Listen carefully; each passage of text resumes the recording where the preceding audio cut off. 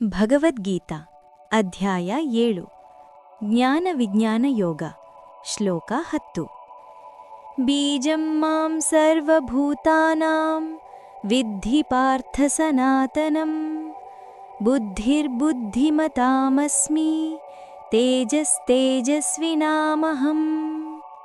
ಕನ್ನಡ ಅನುವಾದ. ಪಾರ್ಥನೆ, ಎಲ್ಲ ಜೀವಿಗಳ ಶಾಶ್ವತ ಬೀಜ ನಾನು ಎಂದು ತಿಳಿದುಕೋ. ಬುದ್ಧಿವಂತರಲ್ಲಿರುವ ಬುದ್ಧಿ ನಾನು, ತೇಜಸ್ವಿಗಳಲ್ಲಿರುವ ತೇಜಸ್ಸೂ ಕೂಡ ನಾನು. ಅರ್ಥ: ಈ ಶ್ಲೋಕದಲ್ಲಿ ಶ್ರೀಕೃಷ್ಣನು ಸೃಷ್ಟಿಯ ಮೂಲ ಮತ್ತು ಅದರ ಒಳಗಿನ ಶಕ್ತಿಯನ್ನು ವಿವರಿಸುತ್ತಾರೆ. ಪ್ರತಿಯೊಂದು ಜೀವಿಯ ಮೂಲದಲ್ಲಿರುವ ಬೀಜವೇ ಪರಮಾತ್ಮನ ಶಕ್ತಿ. ನಾವು ಕಾಣುವ ಜ್ಞಾನ, ಬುದ್ಧಿ, ಪ್ರತಿಭೆ ಇವೆಲ್ಲವೂ ಸ್ವತಂತ್ರವಾಗಿ ಹುಟ್ಟಿದವುಗಳಲ್ಲ. ಅವುಗಳ ಹಿಂದೆ ಇರುವ ಮೂಲಶಕ್ತಿ ದೇವರದೇ. ಬುದ್ಧಿವಂತರಲ್ಲಿ ಕಾಣುವ ಚಾತುರ್ಯವೂ ತೇಜಸ್ವಿಗಳಲ್ಲಿ ಕಾಣುವ ಪ್ರಕಾಶವೂ ಅವನದೇ ವ್ಯಕ್ತೀಕರಣ ಎಂದು ಇಲ್ಲಿ ವಿವರಿಸುತ್ತಾರೆ.